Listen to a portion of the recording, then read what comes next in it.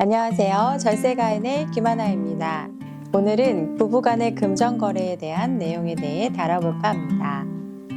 부부간 금전거래, 증여세가 부과될까요? 그리고 증여세를 피하기 위해서는 어떤 점을 주의해야 할까요? 그럼 오늘도 쉽게 사례를 통해 설명드리겠습니다. 부부간 금전거래와 증여세 사례를 소개하겠습니다.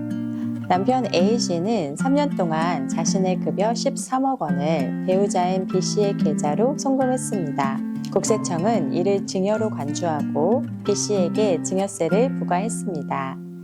이에 B씨는 증여세 취소 소송을 제기했는데요. 이 사건은 1심, 2심 대법원의 판단이 달랐습니다.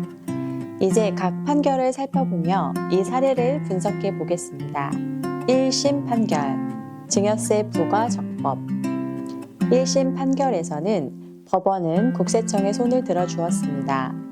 법원은 배우자 계좌로 입금된 돈이 증여가 아닌 다른 목적으로 이루어졌다는 점을 B씨가 입증하지 못했다고 판단했습니다.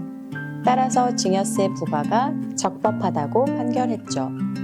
판결의 근거는 다음과 같습니다. 증여자의 예금이 상대방 계좌로 이체되었을 때 이는 증여로 추정된다. 하지만 이 돈이 증여가 아니라는 점을 납세자가 증명해야 한다는 내용이었습니다. 2심 판결, 1심 판단 유지. 2심에서도 1심과 동일한 논리로 판결이 내려졌습니다. B씨가 돈의 사용 목적이나 다른 원인을 증명하지 못했기 때문에 증여세 부과가 타당하다고 본 것입니다. 하지만 대법원의 판단은 달랐습니다. 대법원은 배우자 간 금전 거래에서 단순히 예금 이체만으로 증여로 추정해서는 안 된다고 판결했습니다. 특히 부부 사이에는 금전 지급이 공동 생활의 편의, 자금 관리, 생활비 지급 등 다양한 목적이 있을 수 있기 때문입니다. 결론적으로 부부 간 금전 거래를 증여로 보려면 과세관청이 두 가지를 증명해야 한다고 봤습니다. 첫 번째, 금전이 실제로 지급되었다는 사실. 두 번째, 해당 금전 지급이 증여 목적이라는 사실. 이 판결은 과세관청의 입증 책임을 강조한 중요한 판례로 볼 수 있습니다. 이 사례에서 중요한 점, 1심과 2심, 예금 이체는 경험칙상 증여로 추정되며 납세자가 이를 반박해야 한다고 봤습니다. 대법원, 단순히 경험칙만으로 증여로 간주할 수 없으며 과세관청이 증여 목적임을 증명해야 한다고 판단했습니다. 부부 사이의 금전거래가 증여세 부과 대상이 되는 것을 방지하려면 다음을 기억하세요. 첫 번째, 명확한 사용 목적 증명.